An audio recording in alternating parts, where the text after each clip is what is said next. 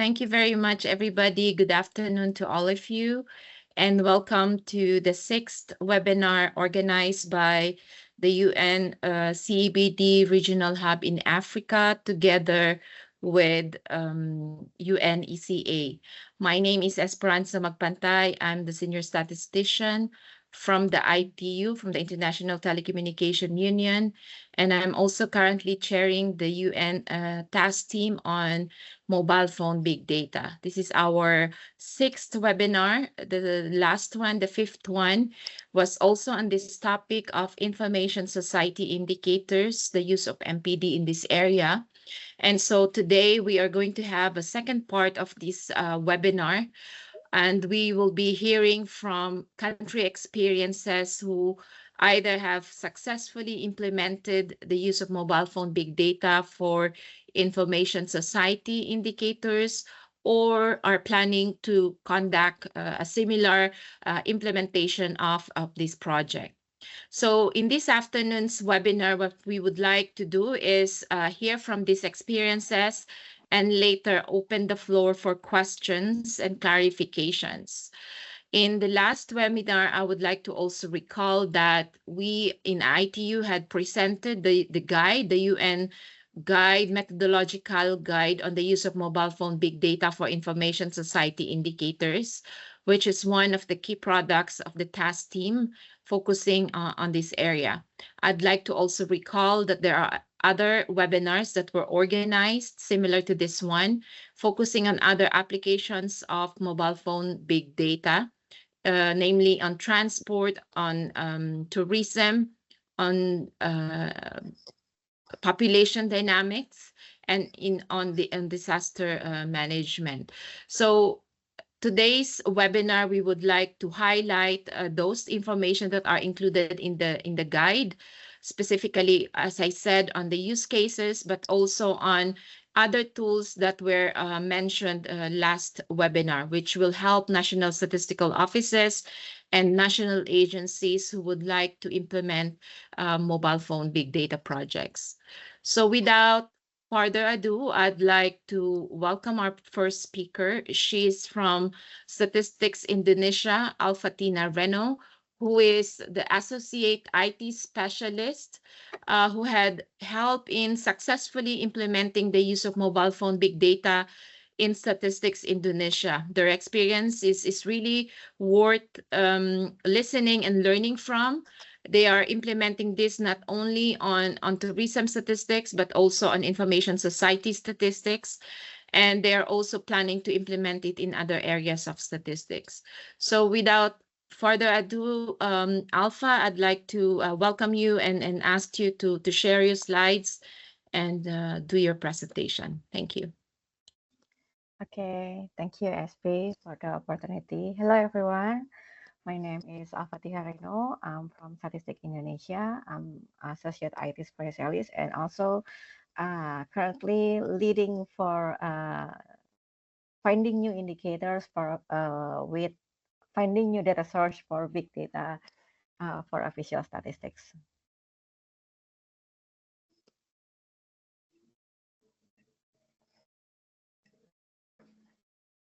So today I'm going to present my slide about MPD for ICT indicators. This is our project at 2020, and we haven't done it yet again, but we hope that next year we can redo it again. Alpha, can you do a full screen? Sorry. Yes, yes, Thank you. How about now? Yes, that's perfect. Thank you. Okay. We began this project since we knew that we need for new indicators. We have some in SDGs indicator that not fulfilled yet by our survey. The first one is the proportion of population covered by a mobile network. And then the second one is the proportion of individuals using the internet. Both are from the SDG indicators. Before we use big data, we have conventional methods, our survey, that asking questions to households about their behavior when using ICT. This is a sample of the survey in Bahasa, but we ask how they are, whether they use phone cell or not, and if they use, how many number they have, are they use internet or not, are they use computer or not. But we ask this question to household and then generate result from here. But with the use of mobile positioning data, we realize that it's a powerful new data source. First, we have this data. This is the data that we have from our telecommunication office. Like we have the number and then timestamp. Then this number actually is being hazed, but since this is my data, so I can find the number. And then we also have the type of data that we have. And then we have latitude and longitude for the location. We translate the latitude and longitude into local administrative unit. We have province, kabupaten, kecamatan, until desa. And we also have the type of antenna, 3G, 4G, and 2G. And we translate the type and timestamp into the transaction date, so we know where the event is occur. For translation, the source of data, we have charging data, we have location-based advertising, and also we have unified policy and charging controller. It could be different in your country. Your mobile network operators might have a different type of data, but maybe you will have something that's similar like this. Before we are going further, we need to know how cellular technology works first. Every time we use mobile phone, it will send signal into the nearest BTS, and then our device will receive identity, location, and radio frequency from that BTS. The data is then passed to a server who will which compute our position, and then the results are sent back to the device. So in our device, we have log what type of antenna we are reached to, and then also in server, the log is also live there. And that logs creates data that we can use for so many purposes. Because we want to know population, so we learn how to measure the population. How we do population projection using MPD. The main process is to define usual environment. We need to know where the subscriber live. So there is 5 points that we used to have when we are do the population projection. We have the data first with the type of charging, LBN and UPCC, and then we process the data into a master raw data. We clean the data first, and then we produce the master raw data, and then we produce the answer point. And then we try to define the monthly usual environment and yearly usual environment. And actually for population, we use yearly usual environment to define the usual environment. If you want to know more about this, I have the QR code to our paper. You can read how we define our usual environment.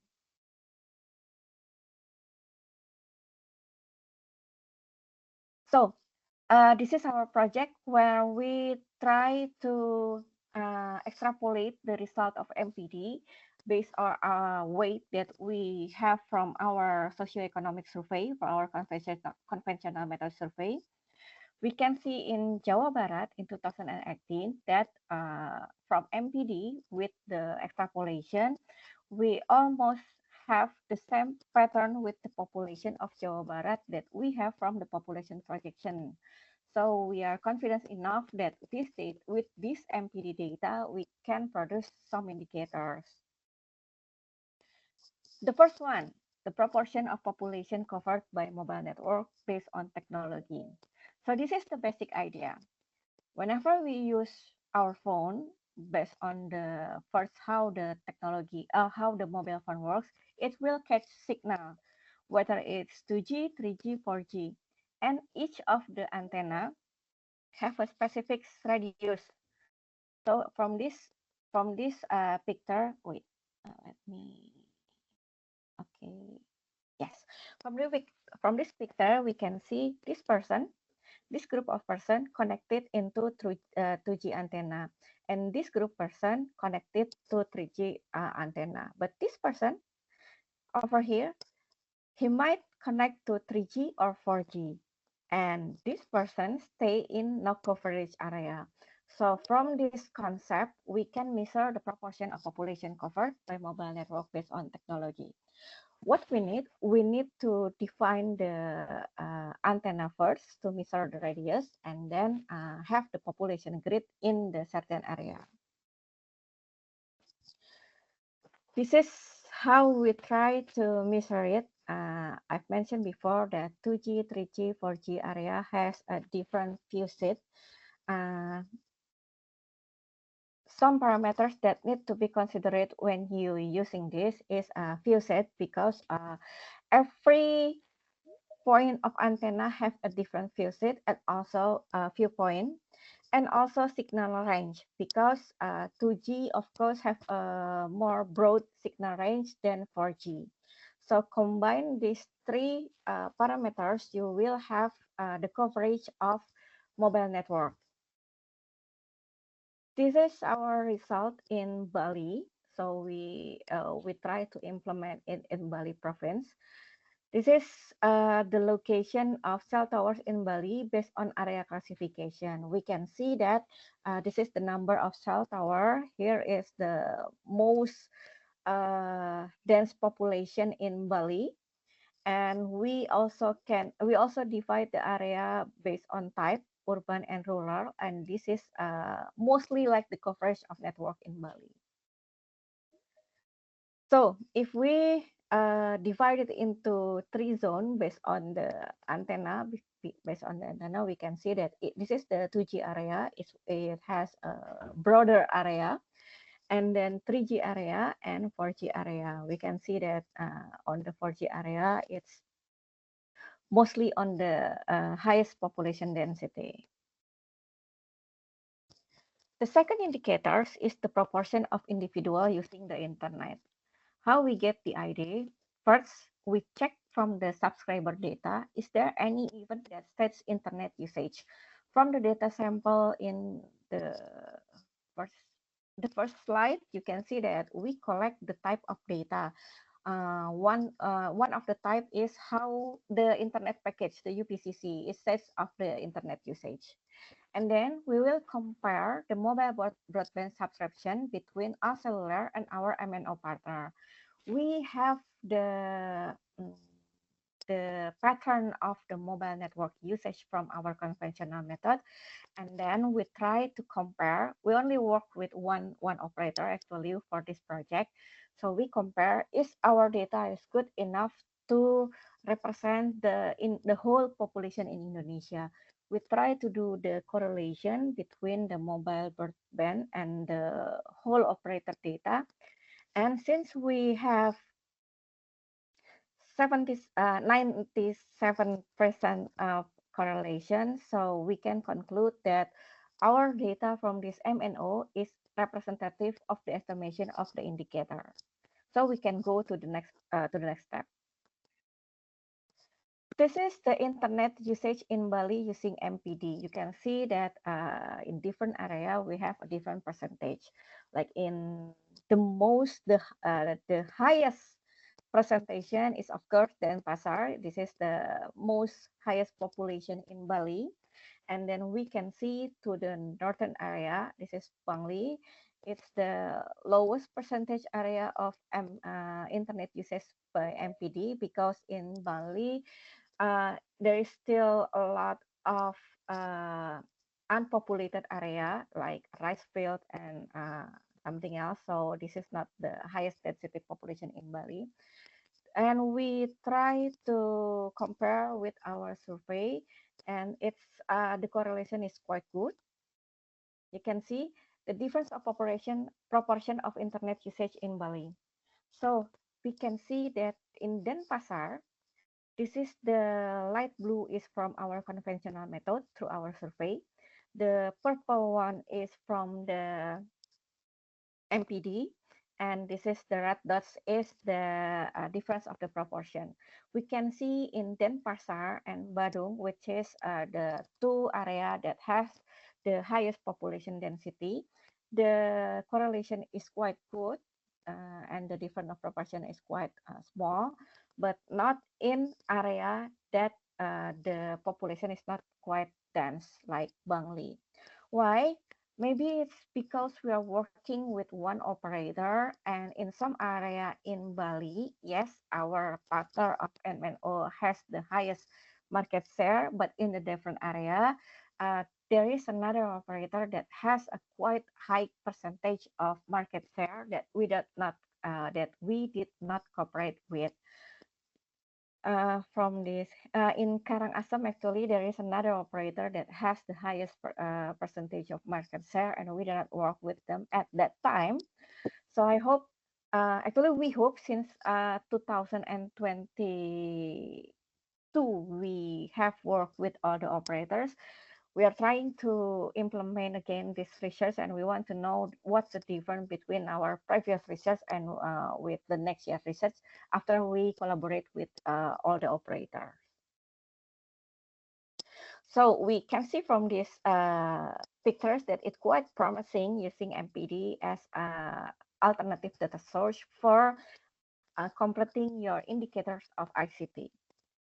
But of course, it's not come without challenge. It's quite painful actually doing this project. The first thing, our biggest challenge, of course, is data procurement. Like during of the research period, most of the time was spent to negotiating in obtaining data access rights.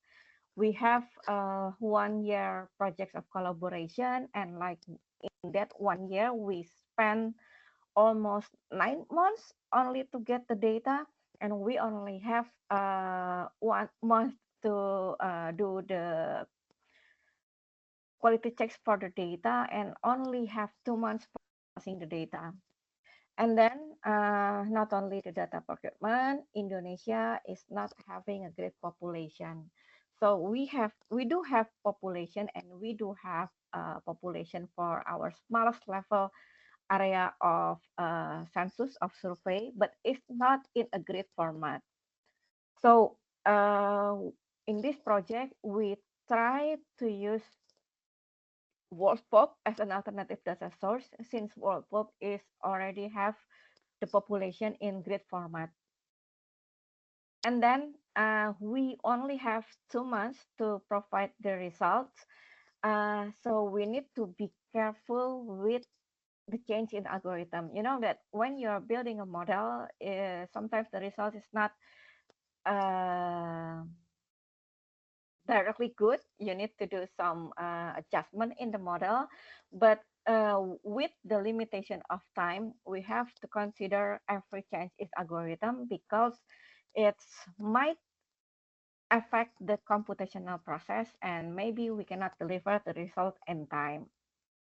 And of course, last not but least, the regulations. Change of the regulation might occur even though that you already have a contract with your MNO. When we did this project, suddenly the MNO is changed their regulation to share the data, and we lost the most important variable, the antenna type.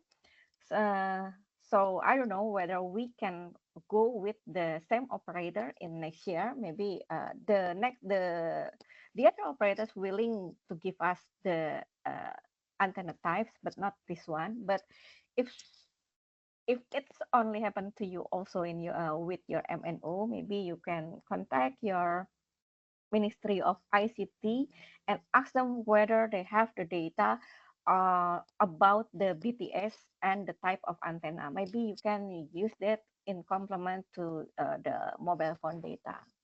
This is that is our challenge, and thank you. You can contact us to our email mpd@bps.go.id.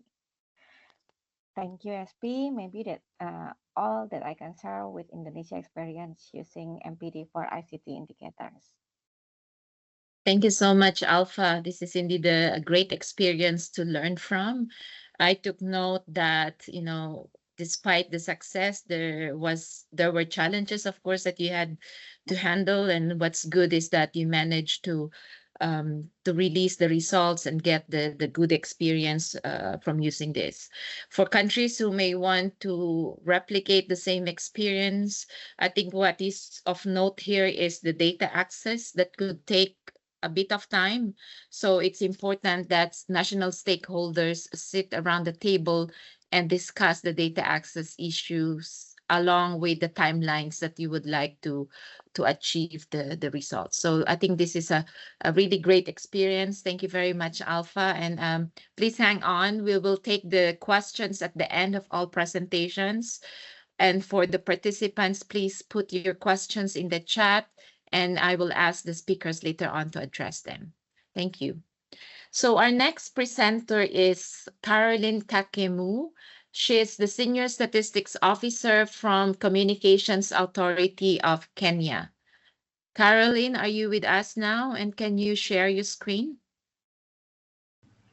Thank you, Esperanza. Yes, I'm on. Give me a minute to share my screen.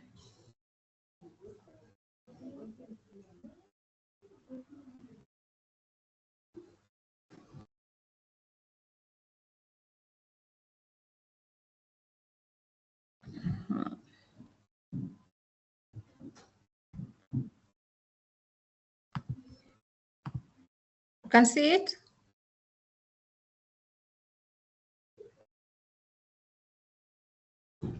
Esperanza, are you able to see my screen? Yes, I can see it now. If you can just put it on presentation mode. It is on presentation mode on my side. Let me see. We can see the outline. The outline, okay. I don't know. Because from my end, it is actually on presentation mode. Okay, just to gain time, let's continue with this. Okay. All right. Yeah. So my name is Caroline Kakemu from the Communications Authority of Kenya. I'm a senior statistician, and I'll just be sharing with you our country experience based on the big data pilot study that we undertook in 2016 in collaboration with the ITU. And just to start off my presentation, I'll take you through the background of the project. And the main focus of the project was to look into how we are able to use mobile phone data to be able to get new insights and to have new data sources, and also to be able to use the same information and see how we can be able to obtain also real-time information. And mainly our target as source of information, we are looking at the internet service providers, the mobile phone, the mobile internet service provider, that is the MNOs. And we also worked with the National Statistical Office, which was very key in terms of providing administrative data, geospatial administrative data and tourist statistics, as you'll see in my next presentation. Next slide. And just to mention that Kenya was one among the 6 countries that has been identified and selected by the ITU as for the pilot projects, together with UAE, Georgia, Colombia, and the Republic of Korea and the Philippines. Caroline, sorry, you're still on your cover slide. If you would like to move to your background. Oh, I don't know what the issue is because I'm on my background actually from my side. Can you maybe unshare it and share it again just to let me just refresh. try that. Yeah, let me just refresh. I don't know what's the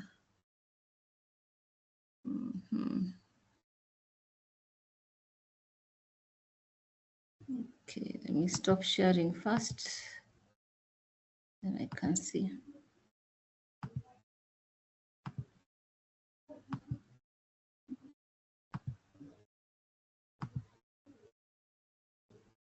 So are you able to see my screen?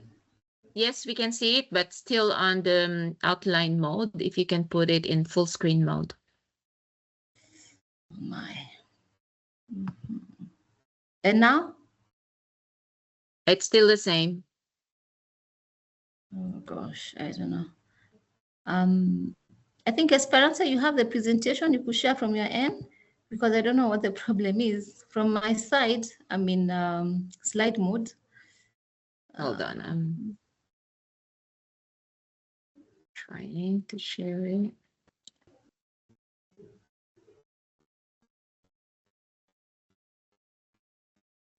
I don't know.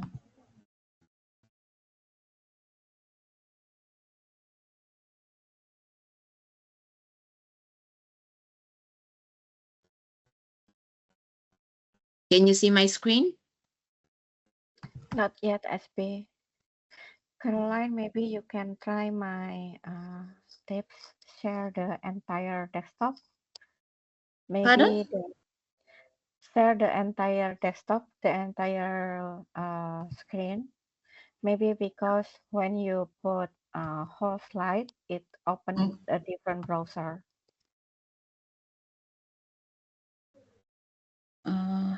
Okay. The problem with sharing the entire screen doesn't allow me to show my, okay, let me see if that works. And now? Yeah. You're able to see it? I'm trying to share it also from my end. I don't know which screen are you seeing now? I'm just seeing the participant screen. Okay, let me stop it. Let me stop sharing. Okay. Now you can try again and let's move on. Okay.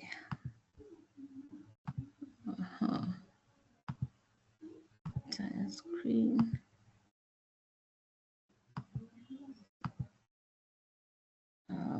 No, entire screen does not work. So I don't know. Are you able to see it now? Yes, we can see it, but again, it's Full not the screen? entire screen. No, not the full screen. Okay, I don't know what could be the issue, because from my end I'm seeing full screen. Yeah, maybe let's continue Maybe- not to lose Maybe Esperanza, time. let me share it from my side. And Okay, Yes, if you please. can. Yes. Thank you. yeah, Yes. let me do that. Okay.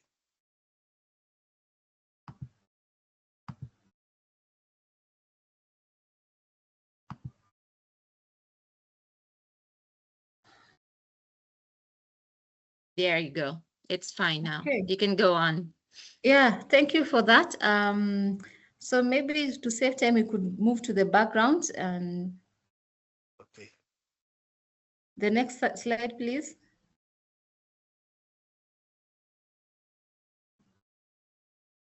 Okay. Yeah, so this is just the background. I highlighted the background of the project. Mainly, Kenya was one among the 6 countries that had been identified for pilots by the ITU on testing of the use of mobile phone data to provide further insights on ICT indicators, and also just to see how we can make use of mobile phone data as a source of big data and as a new data source. So if we could move to the next slide, please. So mainly the mechanism of coordination was that the ITU was the lead in this particular project, and ITU provided the technical and financial support for the project, and by that they were able to bring a consultant on board. And the CA was actually the main coordinator, country coordinator, and also the focal point that worked with the ITU consultant to be able to obtain the relevant data. And also earlier mentioned that we worked with the National Statistical Office here in Kenya to get some of the data, as you'll see from in my next slide. And our main data providers were, the telecom service providers and the internet service providers. So next slide, please. Yeah, so basically this slide just highlights the responsibilities of each stakeholder in this project, as indicated. You know, ITU was the lead and the main main lead in this project. And just also to indicate that the National Statistical Office was very keen in providing administrative data, geospatial administrative data, the data that we use to, you know, overlay the coverage data that we were able to obtain from the mobile operators, as well as the tourist statistics that helped us to see, you know, the movement of tourists in and out of the country. So we could move to the next slide. So yeah, so why big data and why mobile phone data? What is its importance in our country? So one of the main important aspects of this type of data is that it can be used as for exposed evaluation and real-time measurement, and this is very key, especially in disaster management and where there is need for immediate response, and also when it comes to planning and in terms of predictions. And the importance of mobile phone data is that you're able to see where the people are and you're able to take the services to them, whether they're health services or educational services.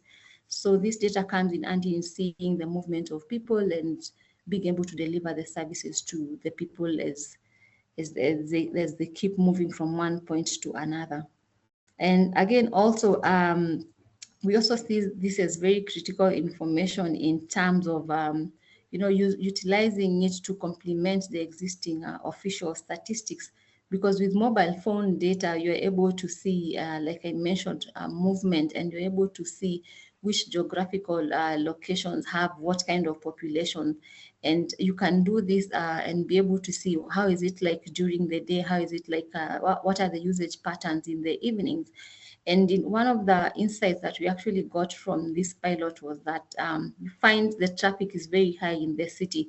And then in the evening, the traffic moves to the outskirts of the city where most of the residents reside. And so this comes in very handy in also using this kind of information in designing targeted intervention for the various regions and for the various users when it comes to issues such as content creation. So for us as a country, big data is a key source of data in terms of providing reliable and real-time information that can be used to make and inform decisions and policies. And nice, the next slide, please. Okay. Yeah, thank you. Yeah, so mainly this was the overview of the implementation of the project. And the first activity that we undertook for this project was to get the buy-in from the stakeholders. And the stakeholders in this case included the National Statistical Office. It included the mobile phone operators and the ISPs, the internet service providers, who were very critical in providing the information that we needed for this project. And then this was followed by addressing some of the technical and legal issues that came up, like the issue of access to data. And in our case, the operators actually indicated that it was necessary for the ITU consultant to sign non-disclosure agreements in order to be able to have access to this kind of information. And just to be clear, the NDAs were specifically, between the operators and the ITU consultant, because based on the Kenyan law provisions, this information can be easily given to the ICT regulator. But then again, it becomes difficult to share it the same with a third party. So the ITU consultant was able to obtain the necessary data from the data provider, the service providers, analyzed the same evaluated results, and came up with a Kenyan reports that we'll be able to see next, and the number of indicators that we're able to collect. And the ITU used the same information and was able to, compile a report for the 6 countries and carry out comparisons across the 6 countries. Next slide, please. Yeah, so these are some of the indicators that had been lined up for collection and analysis. There were 15 of them. We had an indicator on land coverage, population coverage in terms of mobile network. This was by technology. We had 2G, 3G, and 4G, something similar to just what the previous presenter has indicated. And just to mention that the main data that you were looking at were the CDRs and the IPDRs, that's the call data records, and the internet data records. So next slide, please.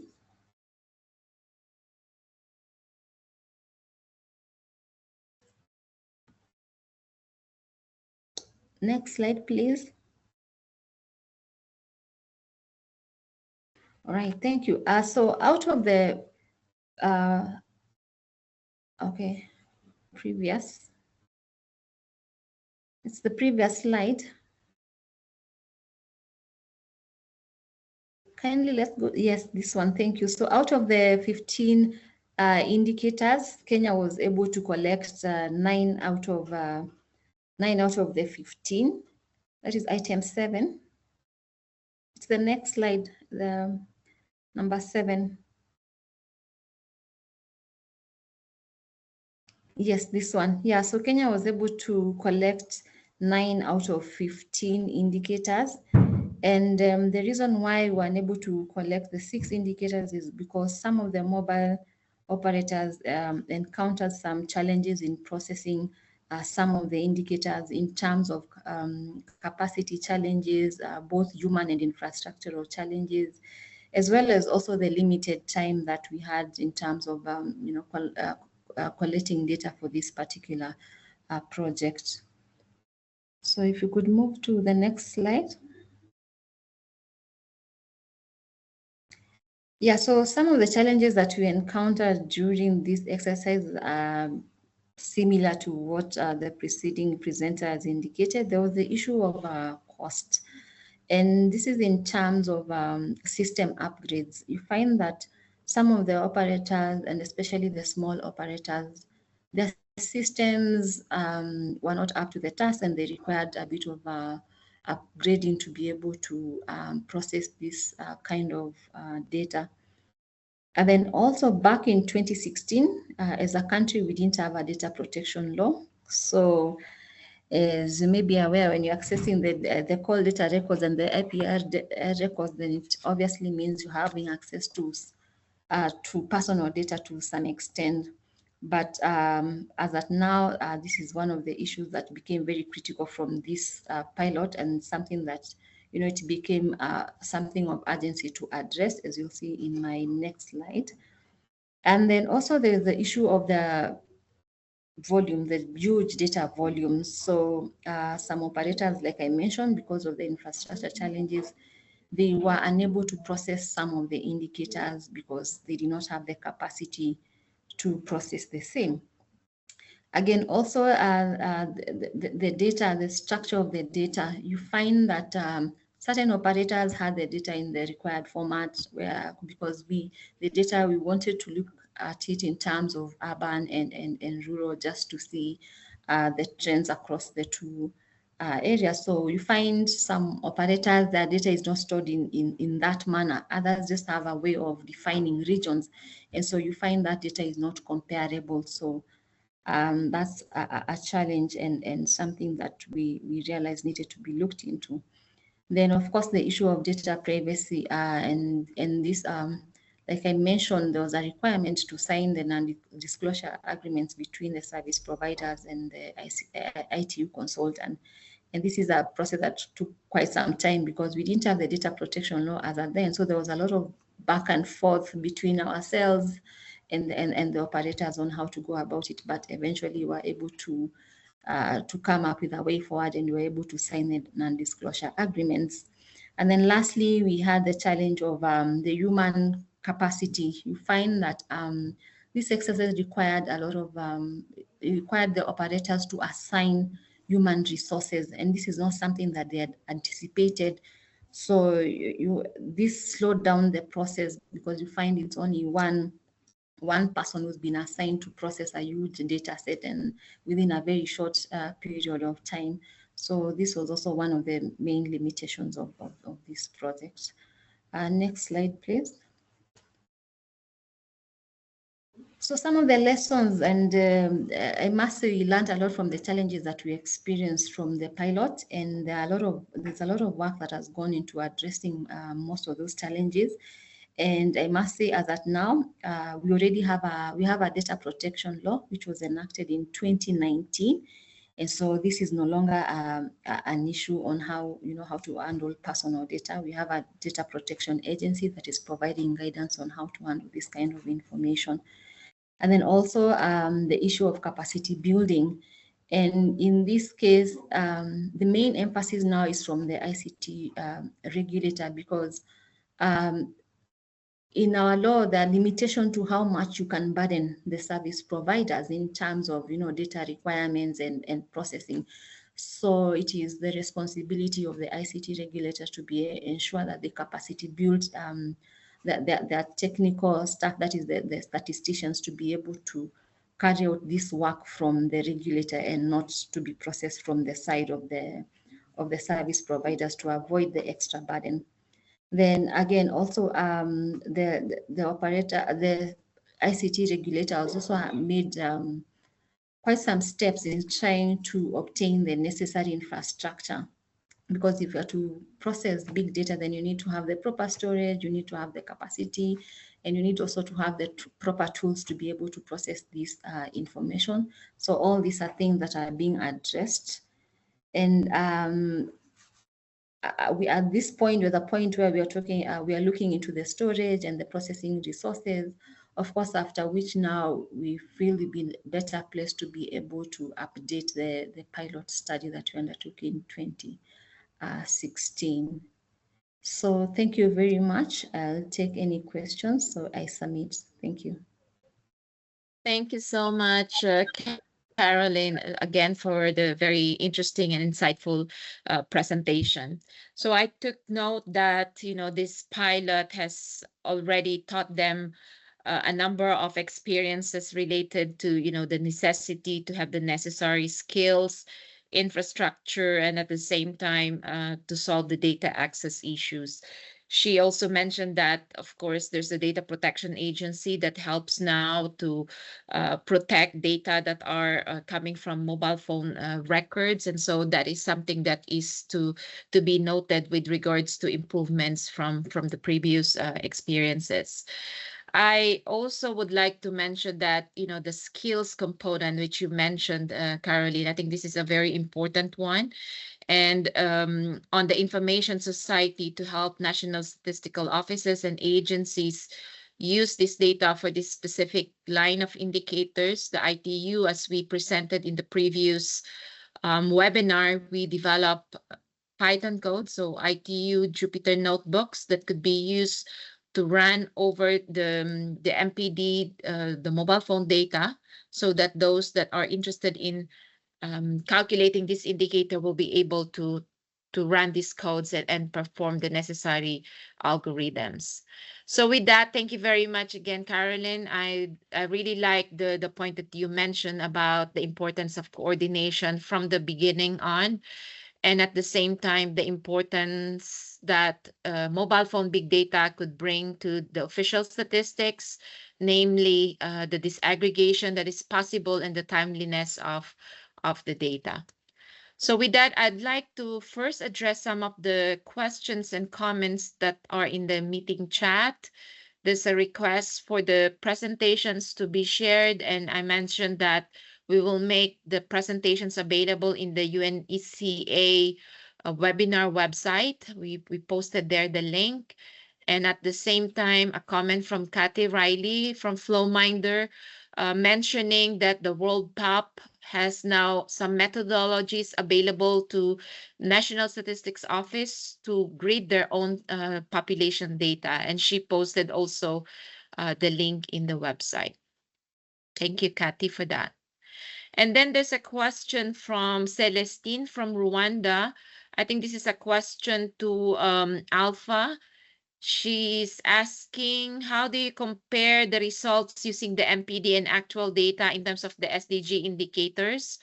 Are the results similar or are there any differences? And which technology with regards to programming language you use in data processing and analysis? Alpha, can you please address this question? Thank you. Okay, thank you, SB. Can I share my slide again? Sure, go ahead. Okay. Wait. This one. So, oh, wait. There. As I mentioned before, that we have our household survey, our seasonal survey. We actually asking about ICT in our household survey, the behavior in using mobile phone, the behavior in using internet, and some kind of indicator. So we compare our result to this result of the survey.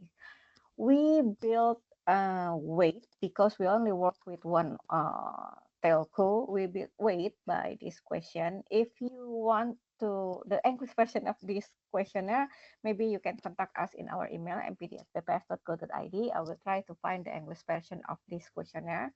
But we built weight based on this question. We asked them how many active SIM card they use, what kind of SIM card, and then when we have the data from telco, we try to extrapolate the data with this weight.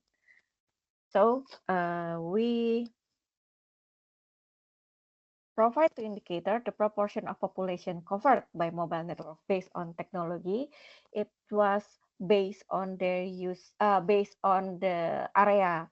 So we know the antenna and the type of antenna, 2G, 3G, 4G, and we measure the coverage based on the type of antenna, and we provide location like this. So we know that this is the result. This is the area that coverage by network type in 2G, 3G, and 4G. Of course, we don't have any benchmark for this because conventional methods did not provide this for the coverage. But for the another indicator, this one is for the proportion of individual using the internet. We have the result from household survey, and this is the result, the comparison between the two. The purple one we have from our mobile data after we extrapolate it with the weight that we also provide from this household survey. And the light blue is from the conventional method. We see that the result in some place are quite similar, but in another place is quite have a higher difference from the proportion. As I mentioned before, maybe this is because we are only work with one operator, and on this location, the Badung and Denpasar, our MNO partner has the highest market share there. But in this region, Karangasem, Bangli, and Jembrana actually has a different MNO that has the highest market share there.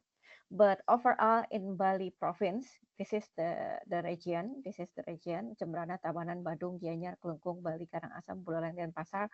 But overall for Bali, the results with MPD show the more high proportion of internet usage than our household survey, and the difference is in average is not quite high in this point. Yeah. Maybe, And yeah. then maybe Alpha, if you can just address the last part of the question. So which technology or programming language did you use? Okay. We use different programming language with different operators. We follow their technology. Like for this MNO, we use PySpark, but for another MNO, we use BigQuery. It depends on what kind of technology that they have. Okay, thank you so much, Alpha. Yeah. I'll move to the next question, and I think this is for Caroline, coming from Kathy, asking about the duration of the data set that was shared by the operator. And what did this analysis inform? Is it the policy, or what decision did it inform? Or was it only because it was a pilot exercise? Caroline, if you can address those questions, please.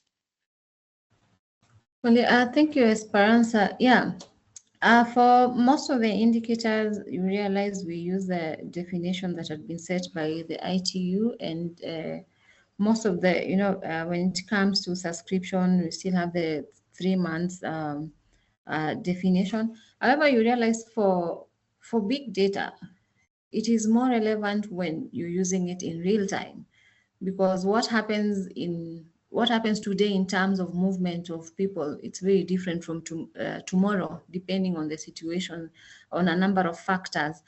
However, because this was a pilot and we needed to have uniform data, and the fact that we had in mind that it might be a challenge to get real-time information as at that time for all the operators, then we worked with the ITU definitions for the last 3 months.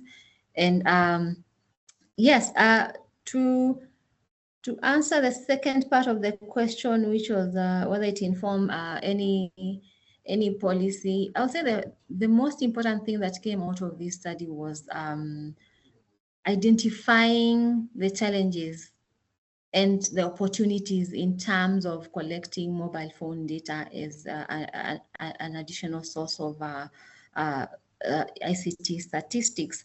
So it is from this insight that we are able to come up with the, or even to push for fast tracking of the data protection law. We were able to identify that the kind of infrastructure that we need and the kind of skills that we need to capacity build our officers with to be able to achieve this. So mainly, I'll say yes, it informed certain decisions in terms of the the legal and the technical requirements that will be needed if we were to carry out this exercise going forward. Thank you so much, Caroline. This is exactly the purpose of the pilot, and it's indeed, I would say, something that others can also learn from. And of course, we are looking forward for the next implementation in Kenya and Indonesia. Thank you so much, Alpha and Caroline. Now I'd like to move to the two presenters, Muhammad Heri Halib from MCMC Malaysia and Albert Kihangerif, who will present the Uganda project. So these two presentations that we're going to hear, they have not implemented the MPD project, but they're in the process of preparing for the implementation. So we would like to share with you, or they would like to share with you, what are the preparatory work they are currently doing, and what are the next steps that they are planning to achieve with regards to the implementation of MPD. So I'll start first with Harry. Harry is the head of the Statistics and Data Intelligence Department of the Regulator of Malaysia. They're planning to implement an MPD project currently under implementation or preparatory phase. And so Harry will share with us the different steps that they're taking on. Harry, over to you, and please share your slide. Thank you.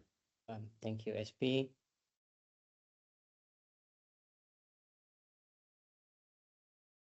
Okay.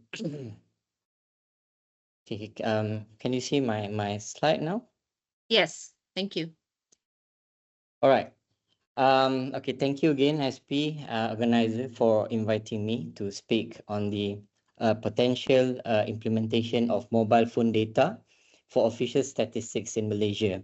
So unlike, as mentioned by SP, unlike Indonesia and Kenya, we are yet to implement the MPD project here in Malaysia, but we are in a good progress in preparing the implementation onwards. So I'll start my presentation with slight background of mobile broadband development in Malaysia.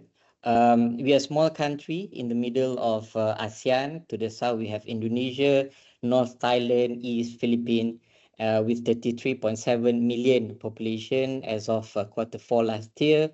97.1% internet users, 45.3 million number of mobile subscriptions, with penetration rate about 134.5%.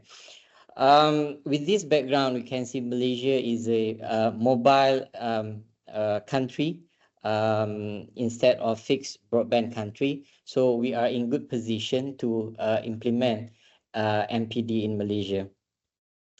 Okay, our MPD journey in Malaysia actually start in 2017, where ITU and UN approached both the regulator, which is Malaysian Communications and Multimedia Commission, as well as our National Statistics Office, NSO, to implement, to conduct pilot study of MPD in Malaysia. But during that time, we are not ready to implement it due to several issues. Number one, we don't have a proper infrastructure to receive or to collect mobile phone data, as well as to process mobile phone data. So we took time, actually more than 5 years, to build up the framework of MPD implementation in Malaysia. For instance, both NSO and regulator, we individually approach our mobile network operators, looking a potential or chance to implement MPD, even though within a small scale. But during this, we call it experimental phase, we failed to implement MPD even at the pilot stage, because the strategy of bottom up, but the bottom up strategies that we took during that time, with no government mandate and resulting in no cooperation from our mobile network operators. So in 2023 and beyond, we changed our strategy. We approached government. We convinced government the importance of MPD. I echo what Caroline from Kenya mentioned just now on the importance of implementing MPD to have the real-time or near real-time data, up-to-date data, granular data of MPD for the official statistics. We cannot, in Malaysia, we cannot depend forever with our survey that we undertake annually or biannually. Number one, because of costing of conducting survey is getting expensive and expensive. So we need to find another source of data to be our official statistic. So with that background, we approach government, and fortunately, government agree with our proposal and recognize MPD as a new source of data for official statistics. So we changed from bottom-up strategy to top-down strategy.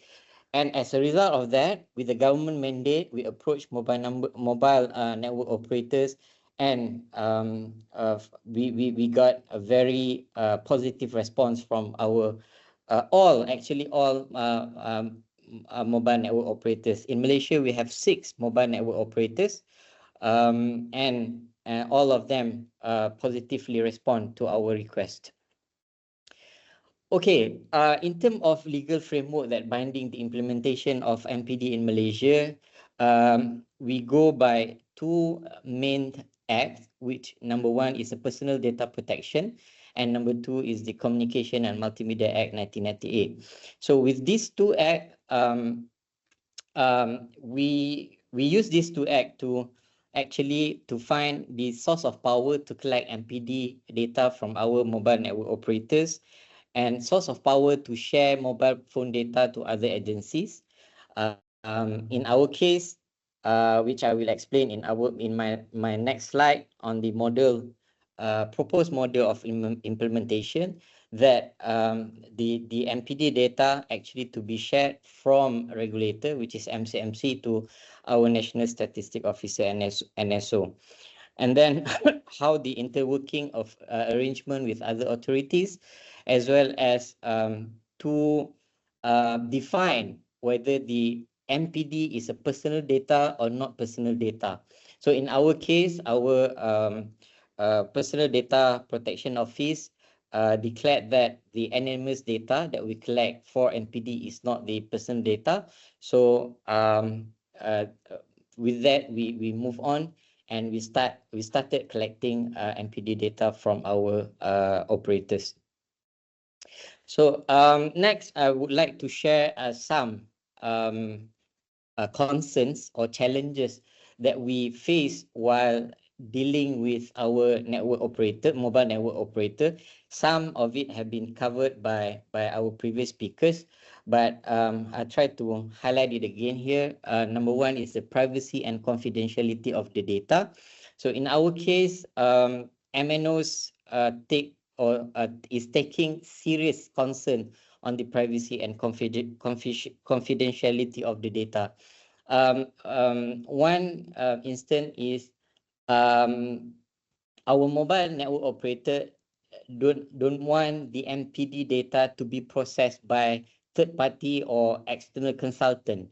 So the data need to be processed by a regulator ourselves. That's to ensure that the privacy and confidentiality of the data. Number two, data security, how to protect the MPD from cyber attacks, unauthorized access, and data breaches. So they ask us what is the security measure, security policy that we undertake to prevent cyber security attack and so on and so forth. Number three is the competitive advantage. So MNOs are hesitant.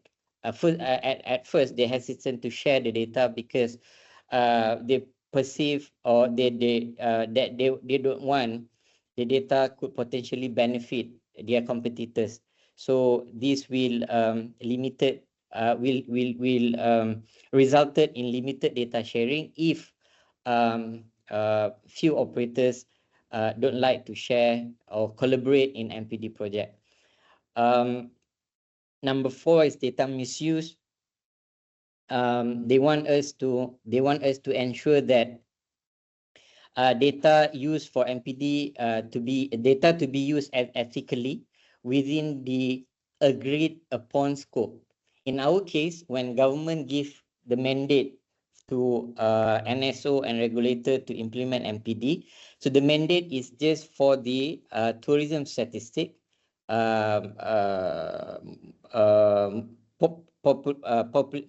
population statistic, and information society statistic like percentage of internet usage, mobile coverage, mobile penetration, so on, and mobile penetration. So other than this, we cannot use the regulator and NSO cannot use MPD for other purpose, at least at this point of time. And then compliance and legal issues, that one I mentioned earlier, PDPA, the Personal Data Protection and Communication Multimedia Act. Cost and resources. So cost and resources, actually our MNOs, when we wanted to implement MPD, they don't want to bear costs for the MPD implementation. So we need to find a way how to ensure this from not happen. So we took initiative that MNOs, their role is just to provide the data to us with it involves cost, but not too much, while processing the data prior to the submission to the regulator. So the processing, data storage of MPD is taken care by regulator. Data quality and accuracy, to ensuring the accuracy, reliability, and completeness of MPD. So this one, actually we depend on ITU, as mentioned by Esperanza just now. ITU is developed a Python code.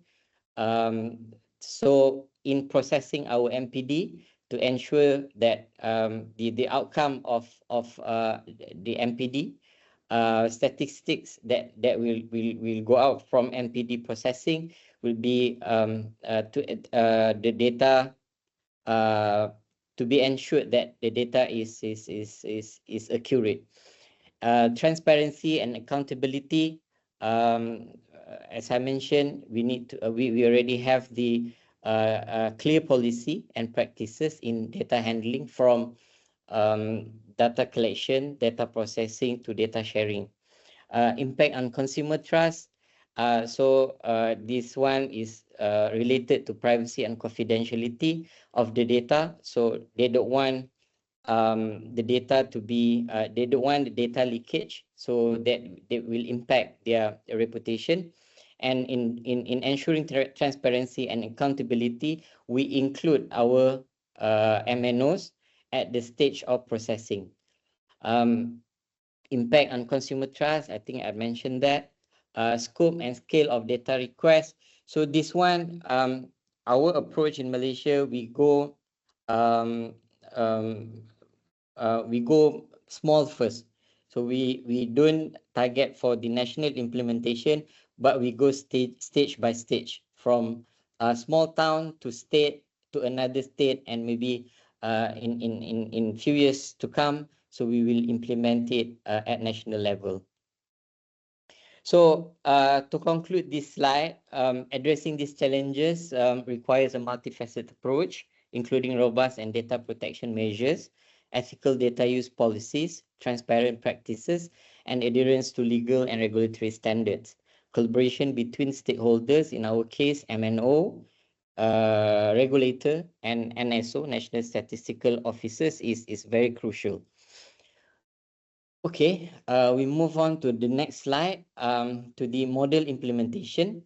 When we come up with the proposed model, implementation model, we conducted quite comprehensive study. We study implementation of MPD in Indonesia, in UAE and other countries. So we come to agreement that data source will come from MNO. They just need to provide us the anonymization data to the regulator. So the data storage and data processing will take place within regulator premises or regulator infrastructure.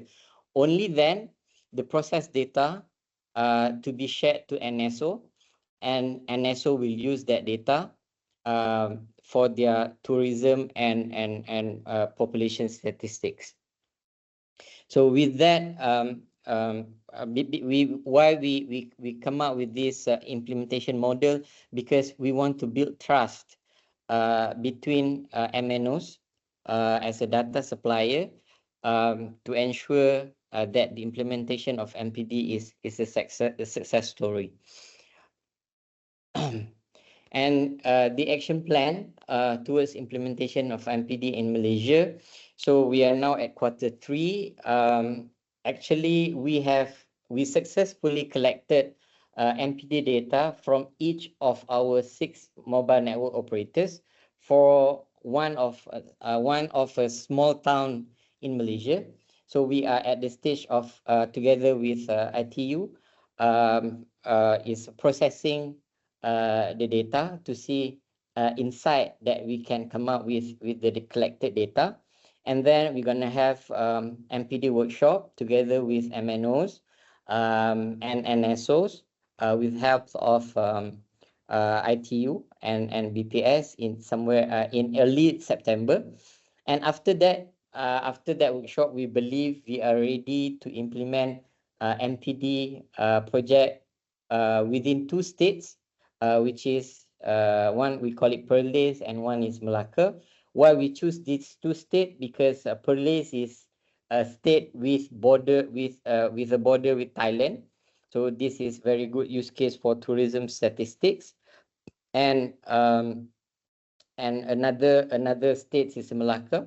So because this year is a visit Malacca year, so this state also is very good use case for tourism statistic. So we start with these two first. If success, we will implement the NPD within other few states, and after that, we target for the national implementation.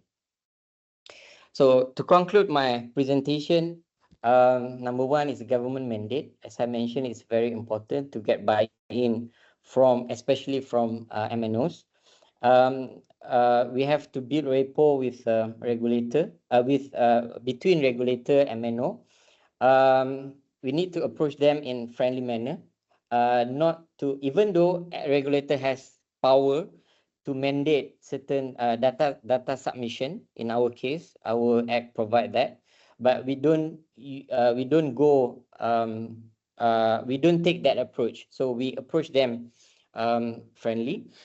Number three, collaboration with NSO. This one is very crucial because to get government mandate, so the role of NSO is very important. Consulting ITU, this one is also very important because ITU has very good experience, knowledge, and skill, expertise in implementing, in advising country in implementation of NPD. Infrastructure readiness, this one also very important to ensure the seamless data submission, data collection, data submission, and data processing. Building capacity, again, as I mentioned, our MNOs, they don't want NPD data to be processed by a third party or external consultant. So it's very crucial for regulator as well as NSO to build in-house capacity in dealing with NPD data, from the data collection to data processing and visualization and data sharing and visualization. Learning from success story, many countries have implemented NPD, at least at the pilot stage level.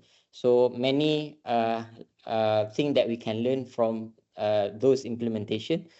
And last one is the phase implementation. We believe in phase implementation because implementing NPD involving time, cost, human resource, investment, so on and so forth. So we don't want to invest big with a small outcome. We rather start small and we work for the big outcome. So with that, I thank you for your attention. Back to you, Esperanza. Thank you. Thank you very much, Harry. This is really a very interesting presentation. The stages that you had went through. You mentioned 5 years in the making, and finally you managed to identify the best approach, which is to really enable the legal environment, to enable both the MCMC and the NSO to work together with the MNO. So I really look forward to this implementation. But I'd like to now move to the next presenter. So for the next 10 minutes, I'd like to invite Albert to share with us some of the prep work that is happening in Uganda. They are not yet on the planning stage, but I'd like Albert to share us what they have done in Uganda to sort of scope and identify what's needed to be done to implement big data projects. Albert, over to you. Okay, thank you so much, Esperanza. Let me share my screen and start. And let me know if it has come out well. No, not yet.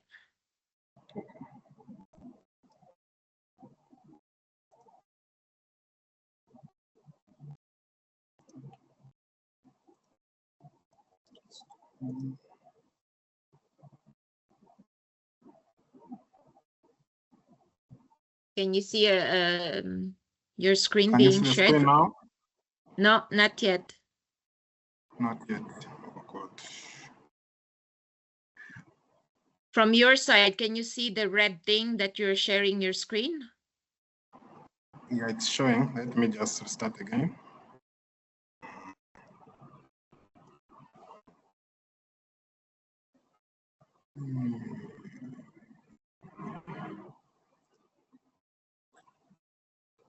It's going to allow me to do the entire screen, and I didn't want that.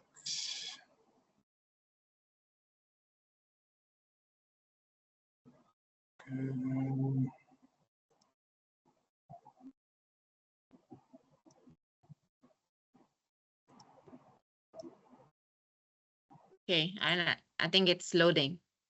There you go. You can just put it in presentation mode. Great, that's fine. Thank you. Please start. Okay, so thank you again, Esperanza. I'll be sharing with you Uganda's case on the journey towards leveraging the use of MPD to track information society statistics. As Esperanza has mentioned to you, we are just a step behind Malaysia in terms of implementation of this kind of work. As Uganda, we, with the assistance of ITU and the Ministry of ICT and the National Guidance, just finalized, we are just in the process of finalizing an assessment, big data landscape assessment on the country, which has yielded several lessons and recommendations before we move into the pilot stage. So this assessment, as I'll tell you about, has been going on for the past 6 months, and we are at a stage whereby we want to use the results to inform any future pilots that are out there, including piloting mobile phone big data in some of the entities that are experiencing them. Sorry, Albert, yes, we can hear you, but you're still on your cover slide, just in case you're moving already your slides. Thank you. Okay, yeah. So I will be taking you through the introduction of the project, what the project has been doing, the methodology used to conduct the big data landscape assessment, then the use cases that have so far been done, including some of the use cases that have been done using core data records, then the successes or any opportunities that are out there, challenges, and then recommendations and way forward. So as I mentioned to you, for the past 6 months, as part of the project on technical assistance and training to Uganda and the National ICT Development Strategy, which is being implemented by ITU together with the Ministry of ICT as the lead agency, and being funded by the South-South Cooperation Assistance Fund through the Ministry of Industry and Information Technology from the Chinese Republic. The assessment has just concluded, and this assessment has already providing preliminary findings on what the landscape of big data is in the country, and how to forge a way forward. And also putting in place, giving recommendations of putting in place the necessary foundation or groundwork to ensure that the test pilots are well implemented. So as I've already mentioned, the project has 3 main objectives, which is to provide policy recommendations and capacity building, for which this current assignment under ITU is being done, is in the final stages of being done. And then the last objective is to do test pilots, to implement test pilots, to be hoping that they will be successful and they will be scaled within the country in the different areas.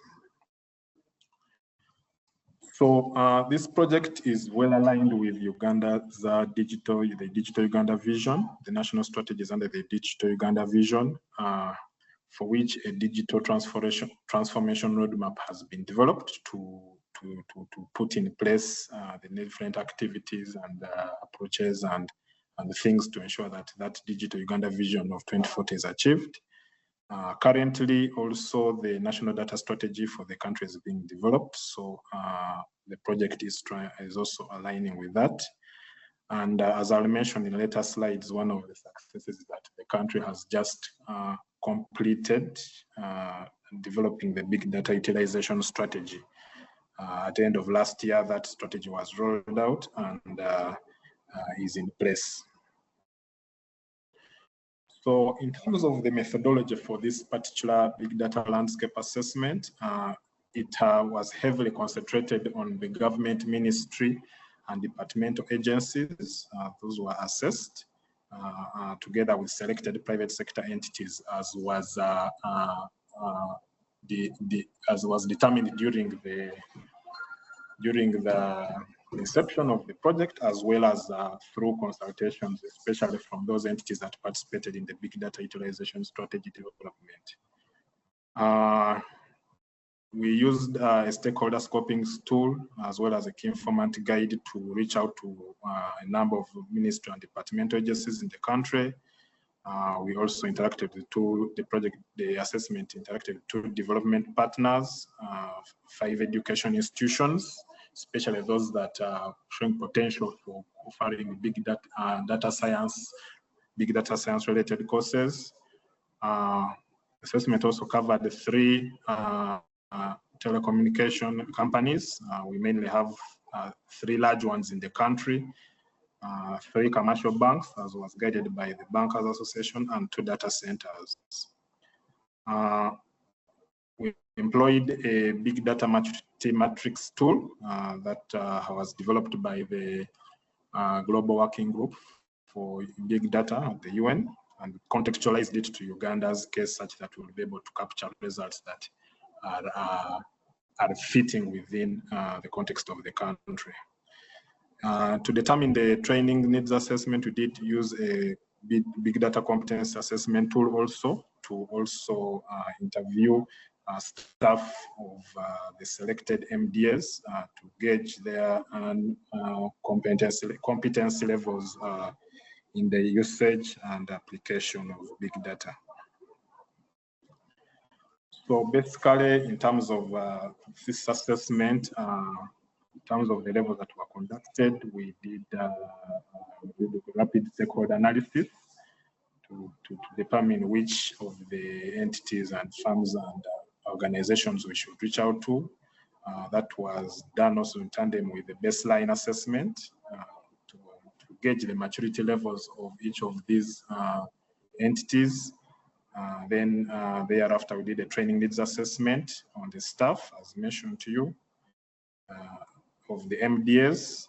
And then as part of the wind up for this particular assignment was to come up with an implementation strategy and framework for the big data adoption and usage, as well as provide recommendations to sustain what work has been done. So basically, in terms of the use cases so far, I don't want to call them MPT, but what has been noted is that some work had been done to pilot use of big data from core data records by UN Global Pulse in 2018. And this was done together with the National Statistics Office in Uganda, which is the Uganda Bureau of Statistics, whose acronym is UBOS. So they did a number of pilots. One of them was using CDR data from telecom companies to kind of come up with a dynamic image showing the daily fluctuations of movement from Kampala to the rest of the country. And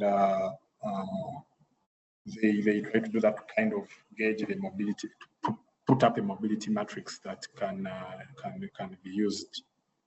So this pilot was done, but could not be sustained because of the National Statistics Office not being able to access the data from the MNOs frequently and sustaining that, such that the scale up can be successful. Another use case that was done was tracking public perceptions on social media platforms.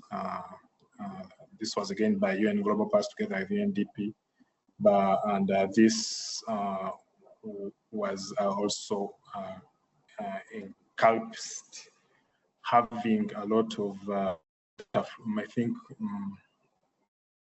monitoring the social media platforms, especially Facebook. Yeah, sorry, Albert, can you maybe move to the last few slides, because we're running out of time, on the recommendations and success stories that you would like to share with us? Okay, so just a quick one, just to mention that a number of use cases have been done together, but currently in the country, tracking information society statistics is still it's being done by the conventional traditional methods, and the National Statistics Office is willing to be supported to be able to harness mobile phone data to compile this information statistics. I'll jump to the stakeholders and move to the successes. As I've mentioned to you already, what is in place as the big data utilization strategy is already in place, and the national data strategy is being developed that will guide, that is to give overall guidance on how to implement big data projects going forward. Development partners like the Global Pulse and the Belgian Development Agency are willing to support more pilots. Already some capacity building and human resource gap filling is being done. The regulator is already getting training on big data analytics from GSMA, and the National Statistics Office has had a data scientist to be able to consolidate all the plans they have to pilot for big data projects. In terms of the challenges, in as much as the big data utilization strategy has been developed, it still lacks an implementation framework, which this project is addressing. There's still a challenge of getting data from the MNOs. It's still a big challenge. So the statistics officers, those who want to use the data, still can't obtain this information.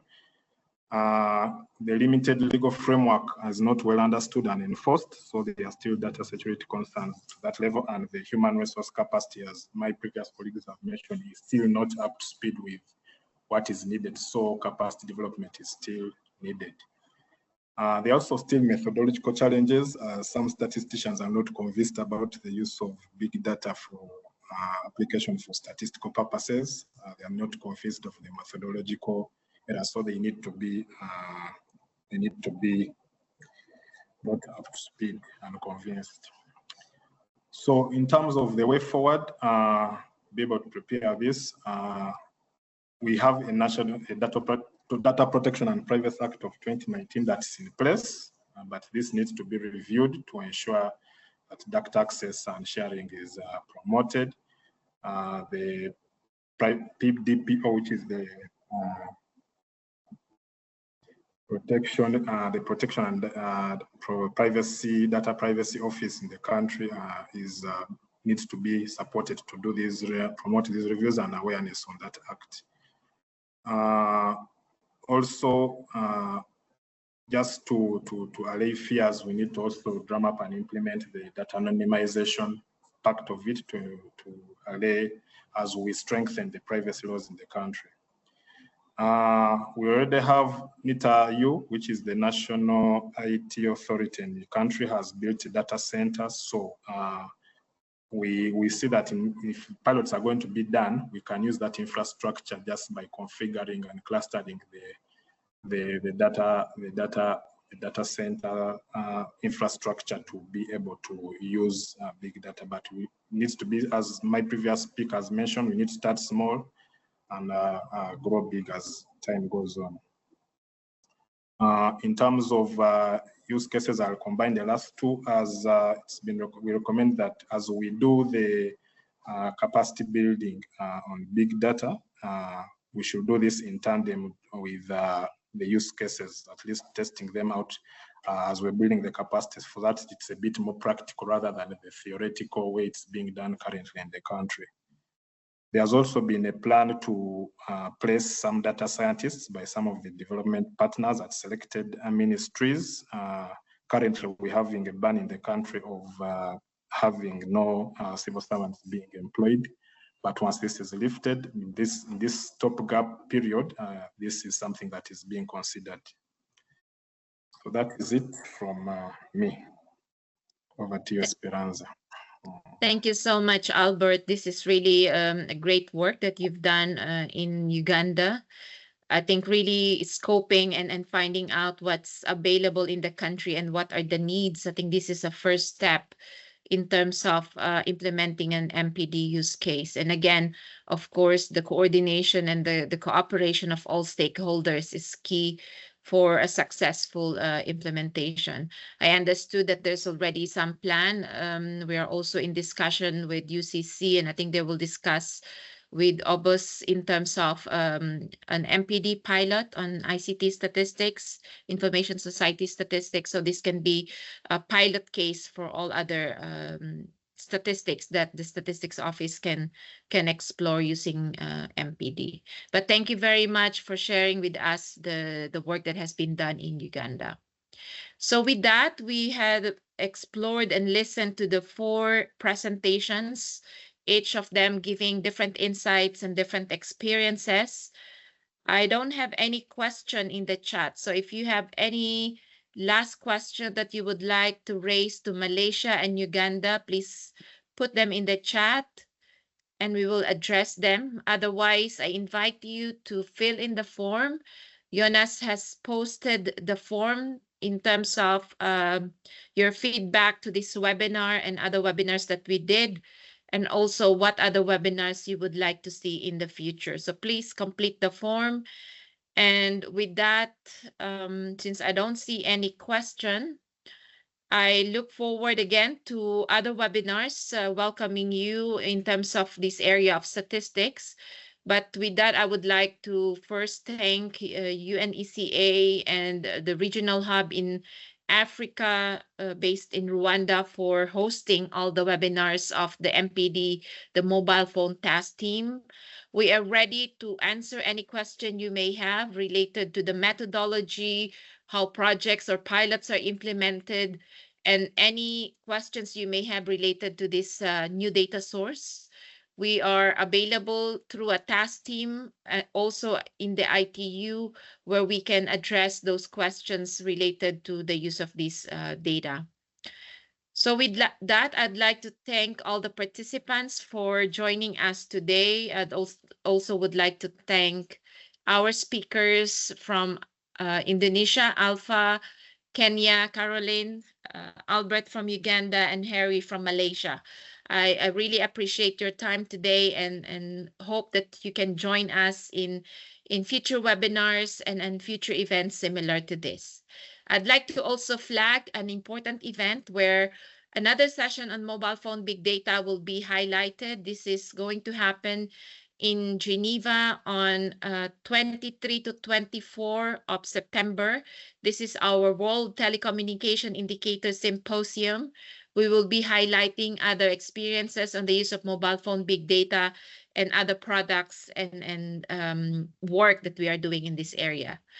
So with that, thank you very much. Thank you, everybody, for joining us today. Thank you. Thank you, SP and organizer. Thank you.